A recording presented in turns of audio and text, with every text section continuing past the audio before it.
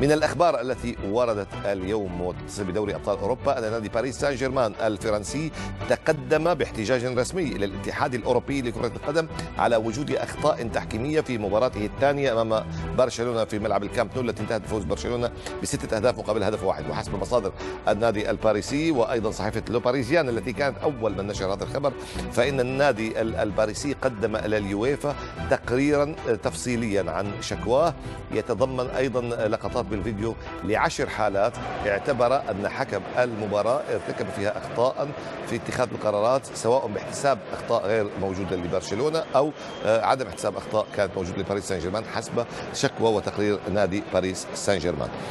ذكرت صحيفة ماركا الإسبانية أن نادي باريس سان جيرمان قدم احتجاجا رسميا إلى الاتحاد الأوروبي لكرة القدم يشكو فيه حكم مباراة النادي الباريسي ضد برشلونة في إياب ثمن نهائي دوري الأبطال. الصحيفة أكدت أن البي اس جي قدم شكوى مكتوبة ومصحوبة بتسجيل يكشف الأخطاء التي ذكر النادي أن الحكم ارتكبها وتسببت في خروج الفريق من البطولة. ماركا كشفت أن شريط الفيديو يحتوي على 8 أخطاء أبرزها ركلتا جزاء صحيحتان لباريس سان جيرمان لم يحتسبها الحكم الألماني دينيس ايتكن، وركلتان أخريان غير صحيحتين استفاد منهما برشلونة، إضافة إلى تساهل الحكم أمام تدخلات خشنة من جانب لاعبي البارسا حسب شكوى النادي الباريسي.